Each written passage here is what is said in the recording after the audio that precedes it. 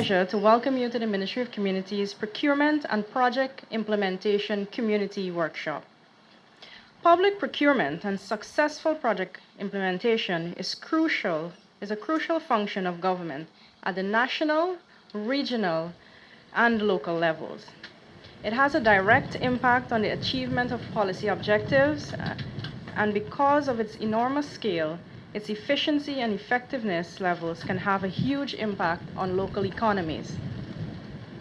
The objective of all personnel involved in public procurement, which is everyone, all of us at this forum, should be to ensure an open, transparent, and compliant process, achieve continuous improvement on all categories of expenditure through a transparent and fair procurement process, achieve value for money in all procurement activities, promote equality of opportunity for all businesses, and in particular, small, micro, and medium enterprises, and to encourage environmental and social sustainability through effective procurement policies and practices. It has been recognized that much can be gained by educating, understanding, learning, and engaging stakeholders in the public procurement process. Today's activity is aimed at doing just that. To this end, the objectives of the workshop are to promote awareness on public procurement, promote involvement in the regional and municipal procurement or tender process, strengthen participation of small and micro enterprises in public tendering, and to strengthen the capacity of you, the key stakeholders, in regional and municipal procurement. The efficiency and success of public procurement must start from the local democratic organs, our NDCs and our towns. Our capital towns can be considered as the hub for local economic activities within the region. The correlation between strong towns and strong regions is certain, and it's therefore important to strengthen procurement at this level. Today, we in New Amsterdam, we really feel elated. We feel honored that such an activity is happening in our town, New Amsterdam, the oldest town. Remember, I'm not saying the city, but we hope that sometime this New Amsterdam will be a city, the second city in Guyana, but we feel honored to have such an activity happening here in our town. Madam Chairperson, everything is about a season, and everything happens at a time that it should happen.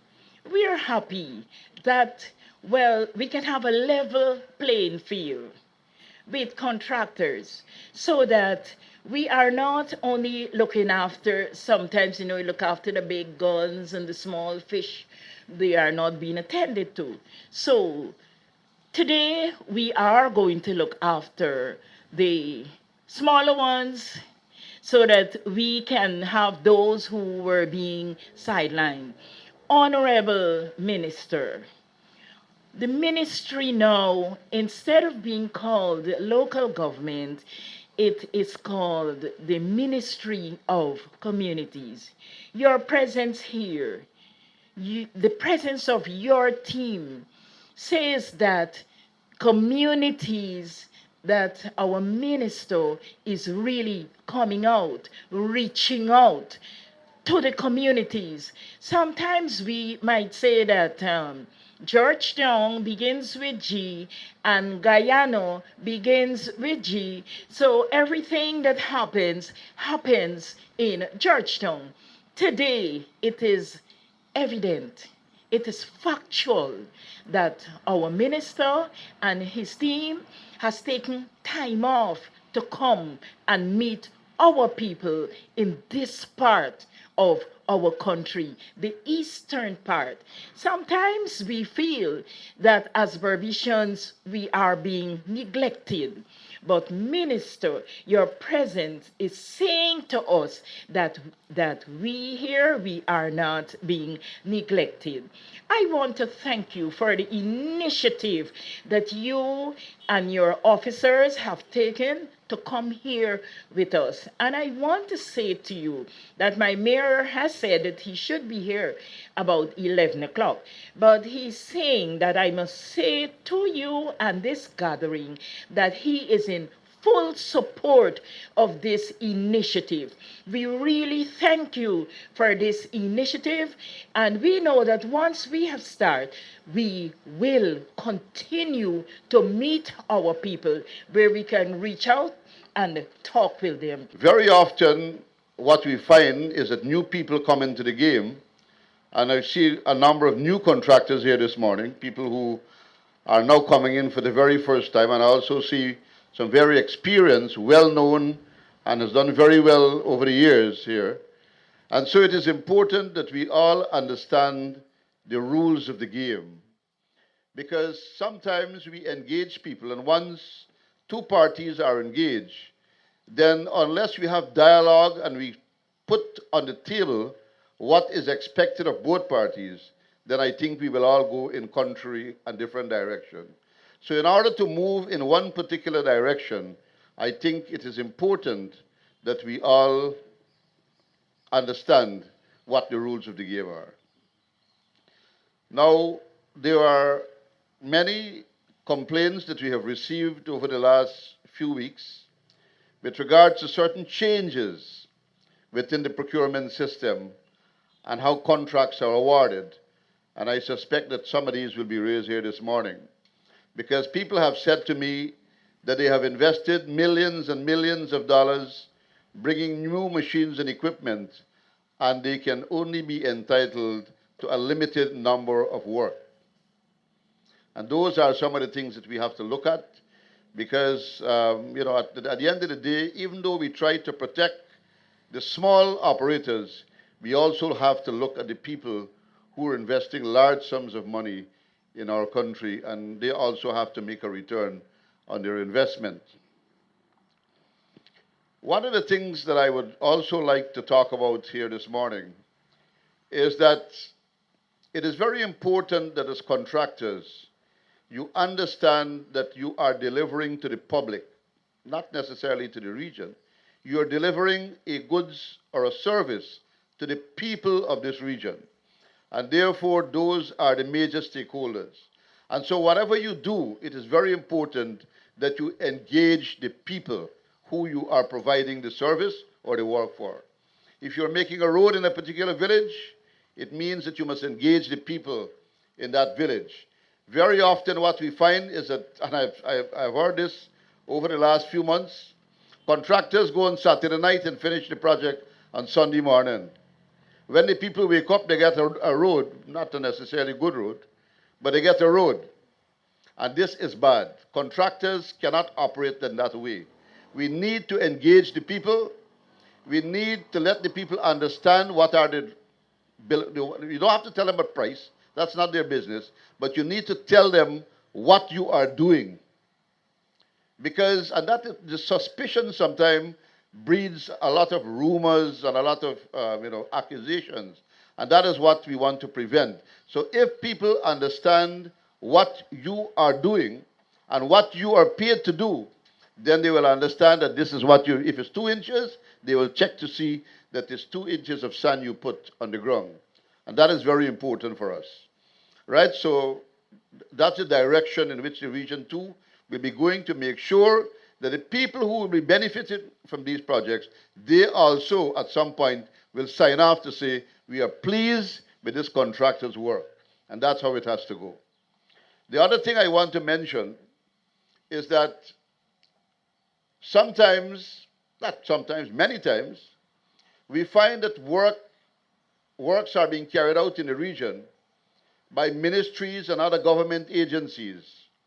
And at the regional level, we do not know about it. Now, this has to stop. Because unless the left hand knows what the right hand is doing, we will be going in separate directions. And in order to synchronize the work that we are doing in this region, with what is being done at the national level, I think each of us need to know what we're doing. And this is one of the things I have seen happening in the past. And I hope that now that the minister is here, and he will be able at his cabinet level to let his cabinet colleagues know that when work is being done within the region, we need to know about it too. Because people ask me who is doing this work, what is the name of the contractor, what is he really doing? I don't know. And I am expected as regional chairman to answer for some of these things. And sometimes I don't know it. So it's important that whenever agencies and ministries are doing work within the region, that we must also be apprised of what is the nature of the work so that we can explain to the people what is to be done within their respective areas. Today's activity and the presence, my presence, as well as that of officials of the Ministry of Communities, has to do with, as we have heard, public procurement and the process of participating in publicly funded projects and contracts as part of the public sector investment program. In particular, it is in response, as we have heard already, to the cries of many persons, residents as well as contractors, of discriminatory practices in the regional procurement system. This workshop and our presence here has a number of aims. Among these are critically to build trust as well as confidence, and to promoting both transparency and accountability in the system of public procurement. So we have already heard from previous speakers about this question of openness. Madam Deputy Mayor spoke of leveling the playing field, of allowing room for more entrants and new entrants. So on this question, so in relation to openness, there are two parts to openness. On the one hand, it relates to transparency and accountability and openness of the process and the ability to participate. And on the other hand, we have openness that can allow for a greater number of persons to participate in this process of public procurement. Among the other aims of the workshop will be to provide information on standard practices of project implementation to allow, as I have said, for increased participation within the PSIP by small and community-based contractors. So I've heard the regional chairman speak about contractors who would have invested large sums of money and have a lot of machinery. But one of the aims and focus of this initiative is to support, is to help to build capacity among our smaller contractors and to help them to understand the process and to guide them in the preparation of project documents and submission of tenders to enable them to have a better opportunity to participate in these public projects. Because for a number of years, too many of our small and community-based contractors were shut out of the process. And we feel strong enough that the central government, and in particular the ministry, has a role to play to provide support to many of our smaller contractors to allow for their participation in the public pie, in the distribution of this national and public pie.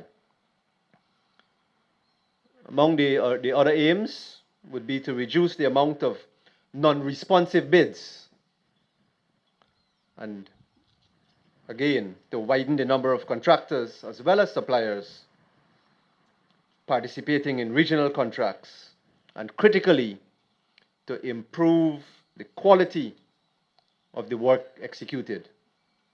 So we've already heard about the need for value for money and taxpayers' dollars that are spent to fund public projects and the procurement of goods and supplies for public consumption.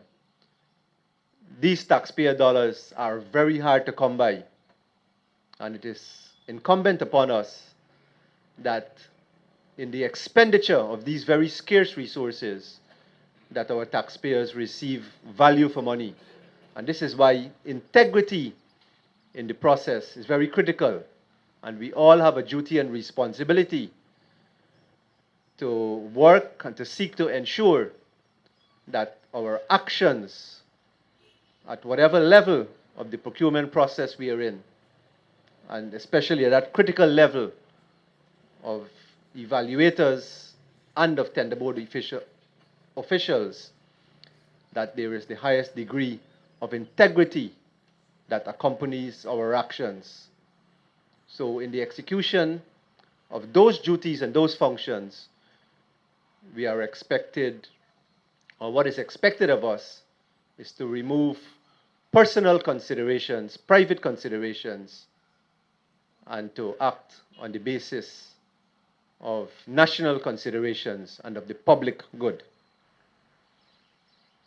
Among the aims as well are to seek to ensure greater ownership of the process and products of these projects that are implemented. So it is only if there is more robustness in this entire process that we can seek to ensure that there is public buy-in, that there is public confidence, that the arrangements are transparent, that will allow for this public ownership that we all aim for and strive to ensure that are present. Our participants in these series of workshops, because today is only one of many that will be arranged and executed by the ministry in conjunction with regional organs, includes small contractors, including community service providers, and other suppliers who traditionally may have felt excluded from the system. This procurement and project implementation community workshop is designed for your empowerment and to provide greater employment at community level. It is also expected that over time, from among this pool of contractors, as well as service providers, will come a new generation of reputable and reliable regional and national contractors and service providers.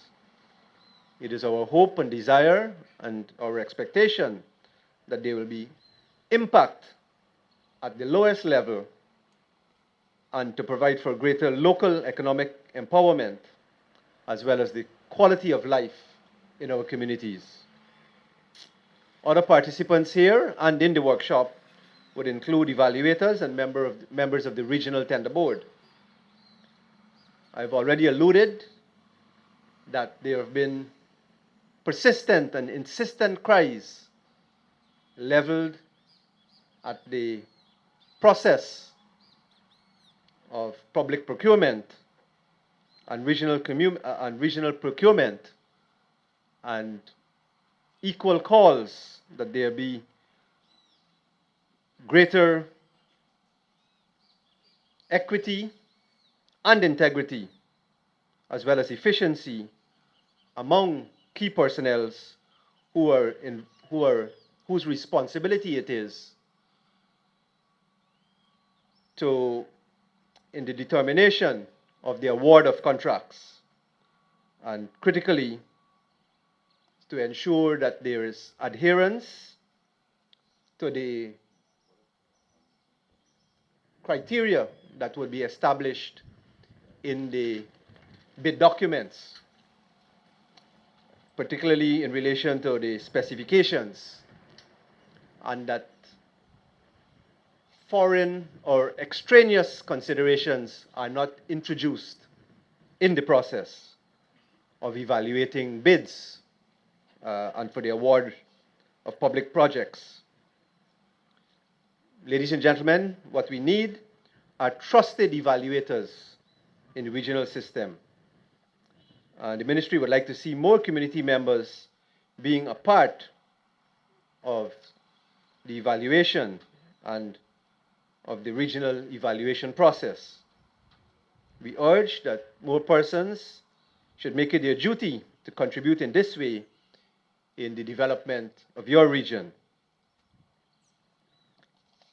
The Procurement and Project Implementation Community Workshop is designed to promote effective participation in the regional process.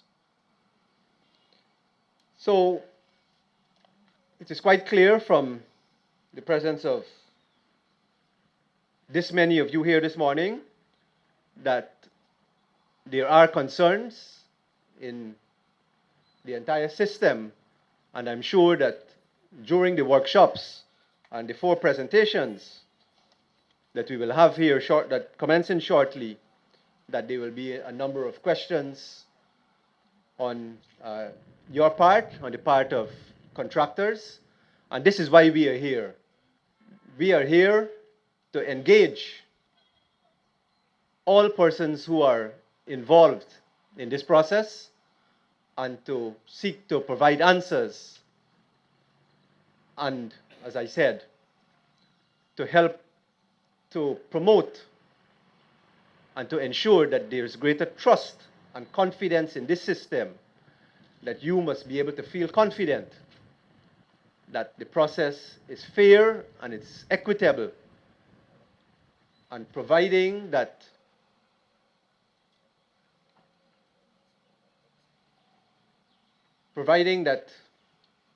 you are equipped and that you have the capacity and the capability to participate in the project that you're seeking to be a part of, that you be afforded an equal opportunity and that you are not disadvantaged or discriminated against